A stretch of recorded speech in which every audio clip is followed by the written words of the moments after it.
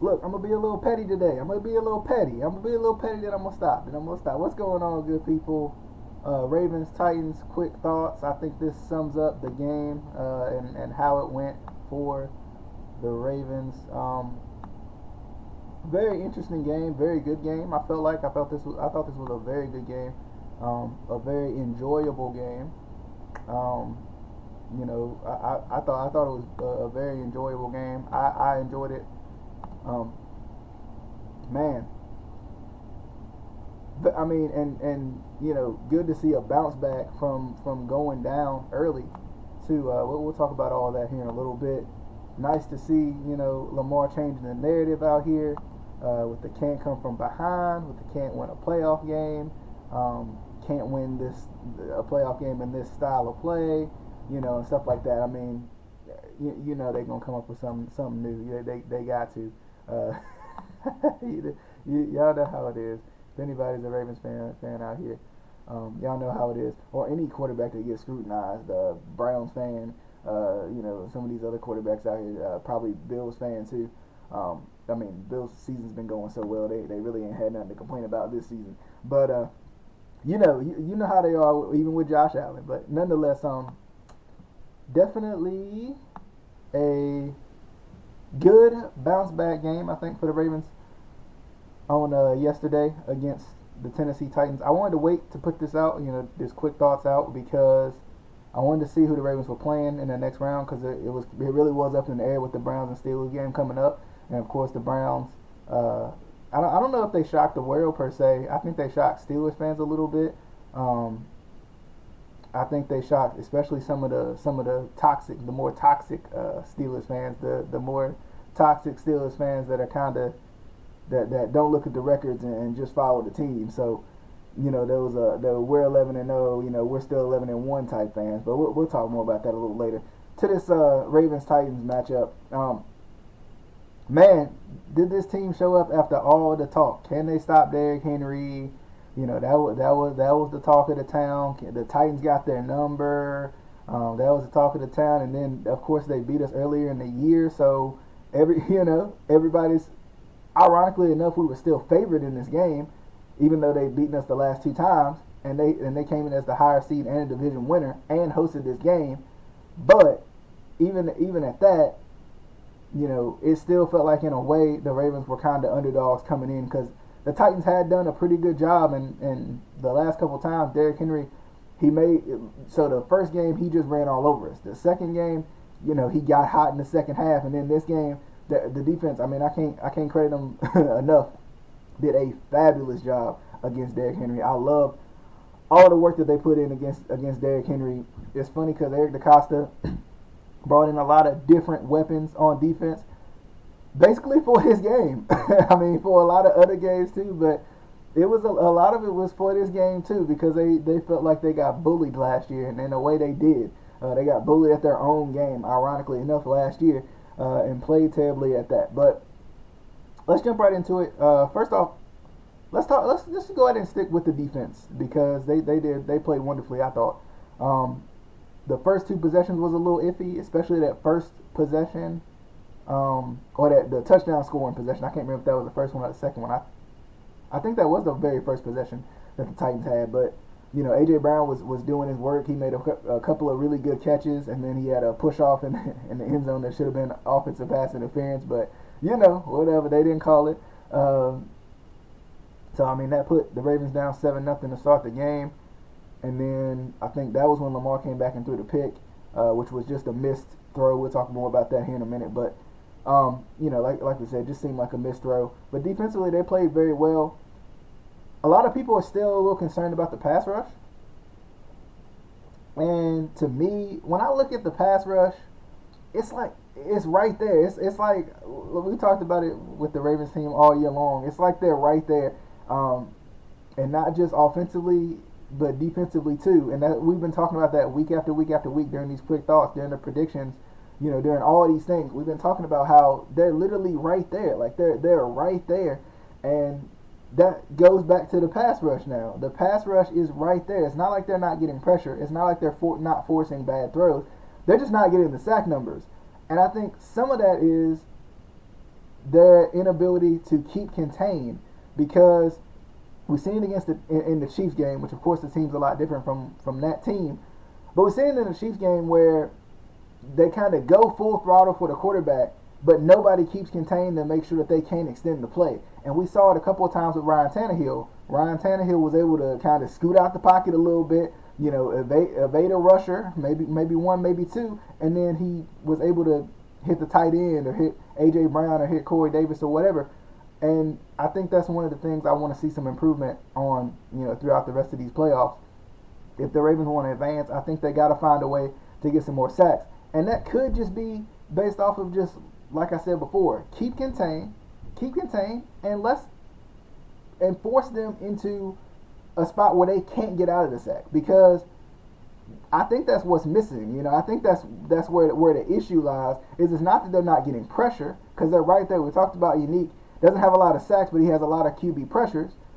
They're right there, but even in this game, it felt like the sacks were coming from when Tannehill had to step up and he had nowhere to go. He couldn't break contain because there was somebody else standing right there. They would keep it contained at certain good spots. Defense played well. Derrick Henry only had 40 yards. And I think that was the biggest deal out of everything. I think it was, number one, stop Derrick Henry and force Ryan Tannehill to pass.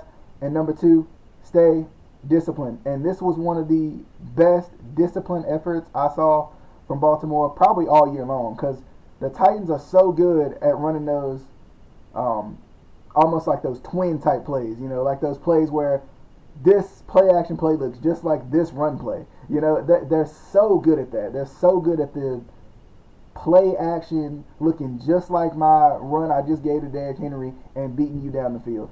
And that's why their offense is ranked number 2 in the league, if I'm not mistaken. I think it is. They might be number 1. But if I'm not mistaken, I think they're number 2. But nonetheless, they're a top 3 offense in the league. And that's why, because their scheme is so good and it fits them perfectly.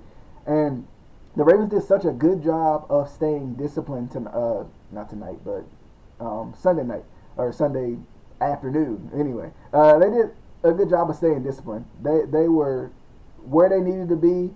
If they couldn't break up the pass, they were being physical tackling. They rallied to the football. I loved watching them come in and show effort and rally to the football. That was amazing. I think this was one of the best defensive performances against a good team that the Ravens have put on all year long. This was a big win, a big playoff win, and I think before we get into the offense, I think this was the hardest game. Not in terms of who you're playing is the hardest opponent, but in terms of the pressure.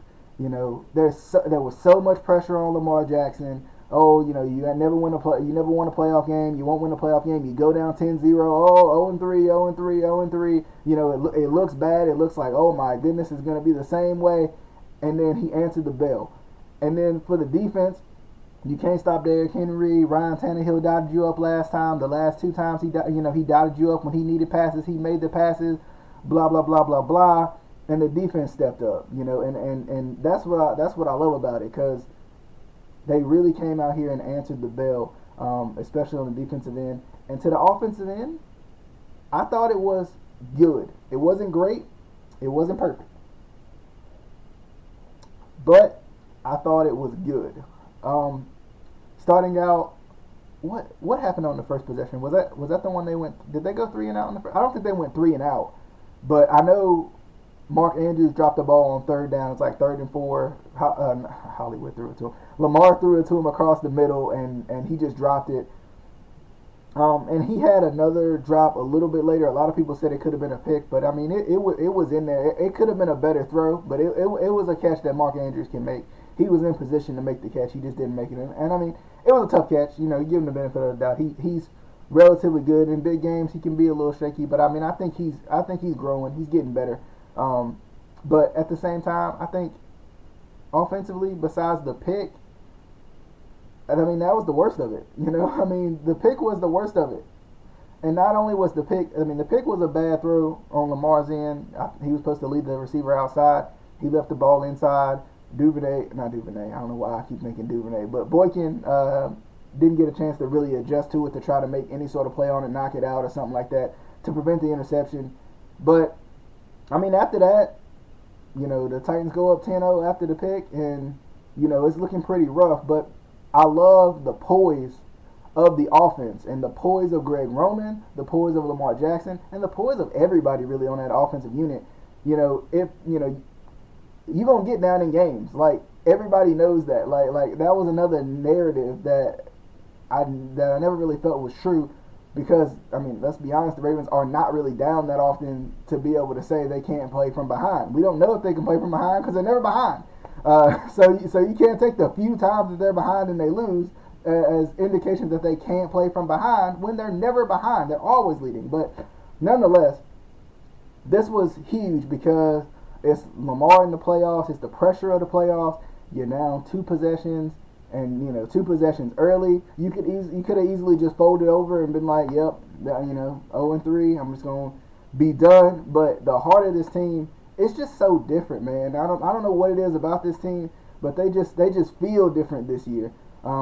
They just feel like a really good football team. They feel like, in a way, they feel better than the 14-2 team we saw last year. Because last year it was so easy for the Ravens. They were blowing out everybody. They blew out the Super Bowl runner-up Rams. They blew out the Seahawks, who are a very good team and had an MVP candidate on their team. They blew out the Patriots, who of course had the GOAT and Tom Brady. They blew out most of the teams they played last year. And this year has been a little bit tougher. They've had to go through a little bit more adversity, which is a good thing. People for some reason feel like you can't lose games, you can't have a bad throw, you can't fumble the ball, you can't turn the ball over. In a way, yes, it is easier to win the game if you don't turn the ball over, you don't have bad games. But everybody has bad games. Everybody is a little bit shook sometimes. Everybody's a little bit off sometimes. But I think the adversity that the Ravens have faced this year has made them stronger in a way of, we can come back from this, right? You got to win 5 straight games to get into the playoffs. We can come back from this. And Lamar goes out, and they were still at times making good plays even when Lamar was out of the game. Trace gets hurt, but it still felt like there was still a feel like we can get over this. We can get over this, and talking about in that Browns game. But what can you say? Offensively, I think other than the pick, I don't think you can say anything negative offensively. There were a couple of times where maybe they shouldn't have ran a QB keeper, but from what I've seen, and I actually didn't know this, this was me doing more research. From what I've seen, some of those QB keepers are not read plays. Greg Roman says, "Lamar, take this regardless." The blocking is set up for Lamar to take it, as opposed for him to read, and then it looks like a read play, and that's what's so complicated about this system. If you haven't watched the Brett Coleman video on Greg Roman's scheme and kind of how he runs plays, it's so complex and it's very interesting. You should go check it out. And it's insightful as well. You learn a lot from it.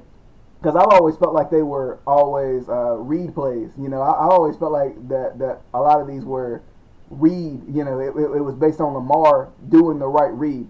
One thing I do want to see from Greg Roman, because I've seen his improvement this year, and it's starting, for me, it's starting to be hard to be like he should be fired in the offseason. Because Greg Roman is an absolutely Hall of Fame rushing coordinator, right? He's absolute, the schemes that he comes up with, the way he can put some runs, and even some of his RPOs are amazing. If he could develop a little bit of a passing coordination, if he could just talk to, I don't care who he talks to, about some insights on passing out of these runs, play action, stuff like that, it would be ridiculous. The offense would be ridiculous. I know everybody has their strengths, and we all know everybody has their strengths, but if Greg Roman could develop any sort of passing coordination, he'd be a head coach in this league. That's where I think he falls off from the head coach situation, because it's a passing league and he likes to run. So he's really catered to certain QBs, certain running schemes. But nonetheless, he's done a very good job. Like I said, I do want to see him incorporate. I want to see him incorporate more RPOs. Lamar has the option to throw it if he needs to type of plays. The reason that I say that and what made me see it in this game was I was watching the Titans stack the box against Lamar, and the Ravens were still running direct snap. I mean, of course, every snap goes to Lamar, but you know what I'm saying. Direct snap to Lamar QB keepers, not like read handoff, not like read option type deals, not RPOs where he keeps it like literal. You give it to Lamar, he keeps it on a power play, or you give it to Lamar, he runs right up the middle, and that can work. And eventually, I think it can break a defense down. But imagine having Hollywood, block and release out. Imagine having Mark Andrews block and release out on an RPO for that before those linemen can get downfield to block for it. Like, I think, and I know that's a tough, it's like, it's a blurred line. It's a kind of a gray area because offensive linemen, when they know it's a run, they get down the field. So you got, the possibility for an eligible man downfield. But I think it would be nice. I think if he could turn some of these run plays into like, all right, either I go or I pass it like that. You know what I'm saying? Either I go or I pass it, and it's got to be like that because, you don't want those linemen to get downfield. I mean, this offense will get that much better, and it's already a good offense. Even when people had caught up to it, it was still a good offense. Like, people forget, number one, and I've said this time and time again, but last year was a record-setting season. Number two, they still, except for one game this season, scored 20 points every single game.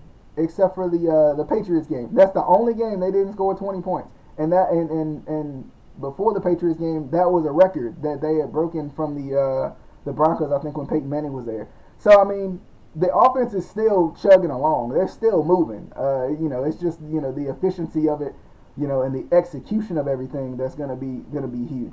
Last thing about the offense, and I'll talk a little bit about the Bills. I don't want to talk too much about it because, of course, we'll have the preview coming up later on in the week on the Baltimore Colts show. Of course, as you can see on your screen, you can watch and listen on a variety of different platforms. But offensively, I mean, I think they're right there. I think they're right there. They're finishing drives, which I like. Justin Tucker missed a kick, which was crazy. But, I mean, it feels like they're finishing drives better. At worst, they're getting 3 points. Like I said before, this game should have been, 24-13 instead of 20-13, but at the same time, it happens. Penalties happen, bad calls happen, and it's all good. But and I mean, in a way, of course, it was a design pick, but it wasn't anything crazy. But nonetheless, the offense is going to get better, and I mean that, in these playoffs. I think they're going to play well against the Bills going into the Bills game. I think they're going to play well against the Bills. It's an interesting matchup because, like I said before with the Titans are such a tough matchup because they play so similarly to the Ravens that I think that's why it's such a hard matchup for Baltimore, is because the Titans play such a similar style. They see Derrick Henry, they see this run heavy, and they see a mobile quarterback in practice. They may not see one as fast as Lamar Jackson, but Ryan Tannehill can move when he needs to, and he'll throw that finger roll in a minute, So it's like he can move, you got to give him that. He can move. So I think coming into the Bills game, I think it's not an easier matchup because the Bills' offense is explosive, and I think the defense once again is going to have to step up. I'm excited to see. I hope they move Mullen around with Stephon Diggs. Because I think he can have a bounce-back game against Stephon Diggs. Stephon Diggs is a freaking beast. All-pro bowler. Of course, their top receiver. I think he is the leading receiver this year. He's a beast. But, I mean, like I've been telling some of my friends when we kind of discuss certain things, Stephon Diggs is wide open a lot, right? Some of these deep balls that they give that they give Josh Allen credit for, easy for me to say, the receivers are wide open. Like, they're wide open. They got their corner beat by 3, 4, 5 yards to where the throw is just that easy. That doesn't make it any easier for Josh Allen because he's still got to put it on the money. But at the same time, it is easier to hit wide open receivers than it is for receivers to be covered. So I want to see the matchup between Mullen and Stephon Diggs because Mullen has done an amazing job against good receivers. For the most part, there's been some receivers that have got him, but for the most part, Marlon does a pretty good job of shutting down receivers. Of course, as best you can.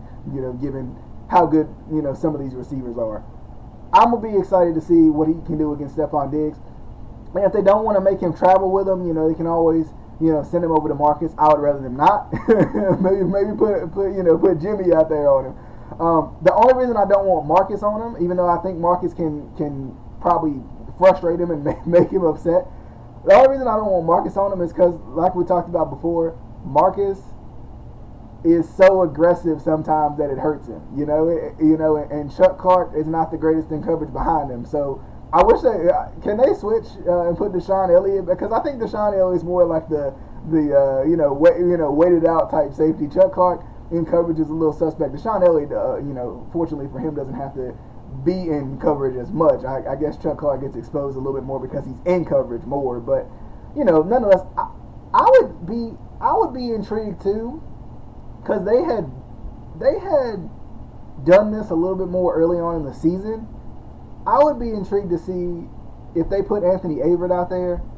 Now that they have a little bit more corner depth, if they put Tremont, I don't know what's up with Tremont. I didn't see him last game, but if they put some of that depth to work and have Jimmy Smith play safety, right? Have Jimmy Smith play safety and just play help.